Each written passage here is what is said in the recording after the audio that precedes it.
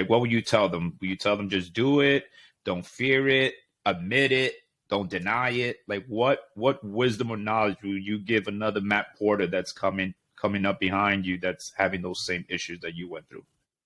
Well, I mean, you got to be, you got to admit that there's an issue because, like I said, you don't have the problem at 9 o'clock at night when you're at the bar with all your boys, right? That's not the problem.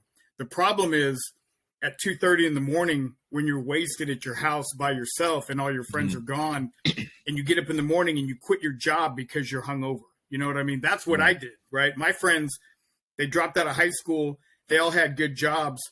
I graduated high school. We'd party all weekend. Everyone goes to work on Monday. I quit my job because I'm strung out, right? Because I want to keep partying. That was my way of thinking. So to tell someone, you got to be ready to make that decision. And the good thing is, the people that love you will be there for you on the back end of it. You know what I mean? You'll find out who your real friends are. I don't have to this day, 18 years later, I've never had one bartender call me and tell me that they miss me at the bar. Right. You know what I mean? Really? I've never had one person call me and say, you know what? We want the old Matt back. Right, bring that guy back. It doesn't happen. So you just, you have to find it within yourself. For me, and I can only speak for me, there was nothing, like I said, there was nothing externally that was going to fix me internally. It doesn't work like that. I had to be faced with myself by myself and make that decision, and I couldn't call. And it's funny because when I quit drinking, when my friends found out that I quit drinking, half of them would say, well, you didn't even drink that much. And the other half would say, yeah, dude, no shit, you're an alcoholic. Like it was either one or the other, and to this day, they're just like, I don't get it. Right. You weren't that bad. And it was like, my problem wasn't when I was drinking, right? When I was drinking, I was fine. My problem was how much I thought about drinking, right? When I wasn't drinking, I'm thinking about drinking. Right. When I'm not doing drugs, I'm thinking about doing drugs, right? If I drank and did drugs as much as I thought about it, I'd be dead. I mean, flat out. It just, that's the way it is. So once I realized it was my thinking that was the problem, it wasn't my drinking.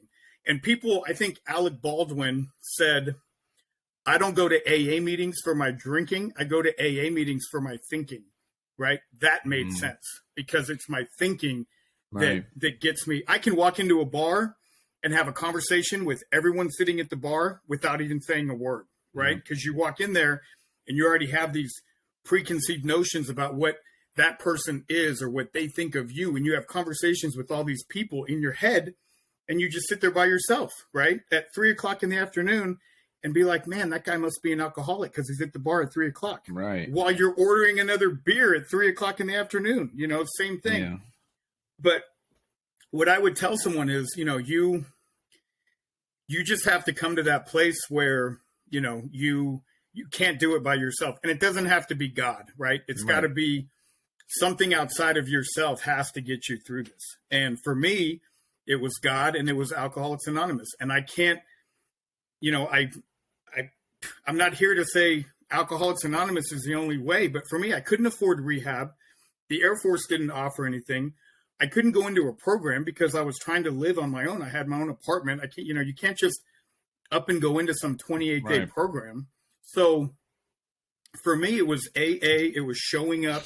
To this day, the people that amaze me are the veterans who joined after 9/11, right? There's the soldiers that are like 9/11 happened and I went to the recruiter and I joined. Those are the heroes to me because I wouldn't have joined because of 9/11. I just happened to be in when it happened, right?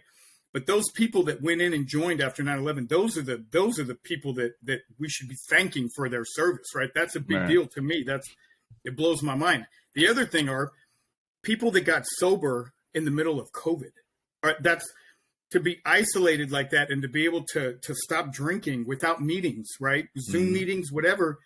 I needed a place to go to be around other alcoholics, to hear their stories, to relate to them and be like, okay, I'm not the only one going through this, right? You're Right. not alone. So for me, if you have a problem, go to an AA meeting, just hear them out. You don't even have to say you're an alcoholic. Go sit in a meeting, hear their stories.